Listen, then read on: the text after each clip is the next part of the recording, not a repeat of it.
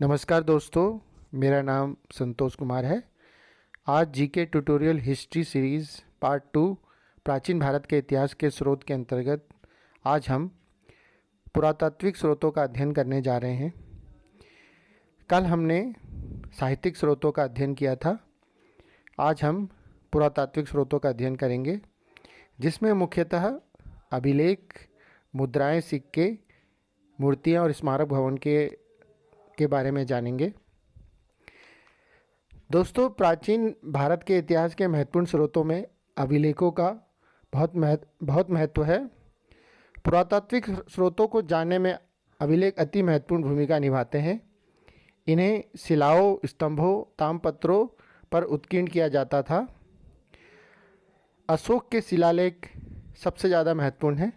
उसके अतिरिक्त जूनागढ़ अभिलेख, हाथी गुम्फा अभिलेख और ऐहोल अभिलेख भी बहुत महत्वपूर्ण है।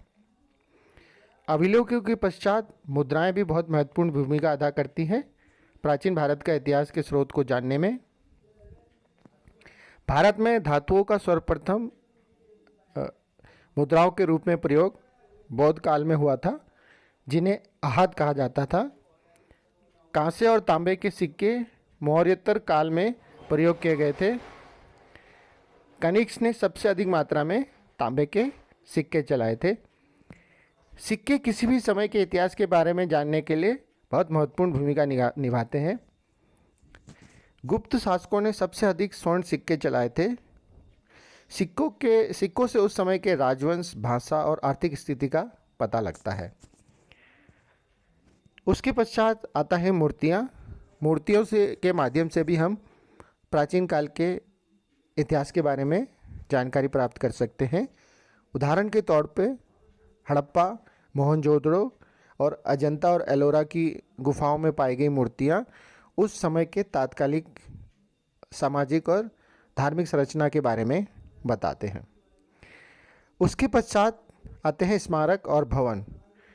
स्मारकों से तत्कालीन नगर नियोजन, सामाजिक स्थिति एवं धार्मिक स्थिति का पता लगता है। हड़प्पा और मोहनजोदड़ो आदि से भी उस समय की नगरीय व्यवस्था का ज्ञान मिलता है। मुख्यतः दो शैली के स्मारक भवन बनाए जाते थे, नागर शैली और द्रविड़ शैली। आने वाली सीरीज़ों में हम इन शैलियों के ऊपर विस्तार से चर्चा करेंगे।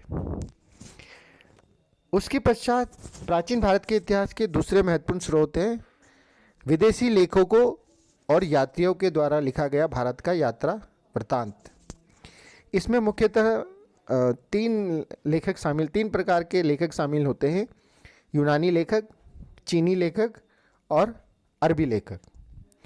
यूनानी लेखक में मुख्यतः हेरोडोटस और मेगास्थनीज है। हेरोडोटस, जिसे इतिहास का पिता भी कहा जाता है, उन्होंने भी भारत के बारे में कुछ संक्षिप्त विवरण दिया है। उसके पश्चात मेगास्थनीज जो भी एक यूनानी इतिहासकार था, उसने भी भारतीय समाज, राजनीति और आर्थिक जीवन के बारे में अपनी पुस्तक इंडिका में विवरण दिया है। मेगास्थनीज मुख्यतः चंद्रगुप्त मौर्य के शासनकाल में भारत आया था और उसने भारत के बारे में काफ़ी कुछ विवरण दिया है, जिससे हमें उस समय के समाज, राजनीति और आर्थिक जीवन का पता लगता है। तत्पश्चात दो चीनी लेखक या यात्री बहुत महत्वपूर्ण भूमिका अदा करते हैं भारत के पुरातात्विक इतिहास के बारे में जानने में। इसमें मुख्य है फाहियान। फाहियान एक प्रसिद्ध चीनी यात्री था जो बौद्ध धर्म का अध्ययन करने भारत आया था। फाहियान ने उस समय की भारत की आर्थिक, धार्मिक, राजनीतिक व सामाजिक स्थिति का वर्णन किया था। दोस्तों, उसके बाद एक प्रमुख यात्री, चीनी बौद्ध यात्री जो भारत आया था, वह था हुआनसांग। हुआनसांग हर्ष के समय में भारत आया था। उसने भी भारत का एक बहुत ही विस्तार से विवरण दिया है और इन स्रोतों के माध्यम से हम भारत के प्राचीन इतिहास का और सामाजिक और धार्मिक संरचना का अध्ययन कर सकते हैं। मित्रों, उसके बाद जो है अरबी लेखक अल-बरूनी भारत आया था और उसने भी भारत के ऐतिहासिक संक्षिप्तों का वर्णन दिया है और उसके द्वारा भी हम भारत के इतिहास का जानकारी प्राप्त कर सकते हैं।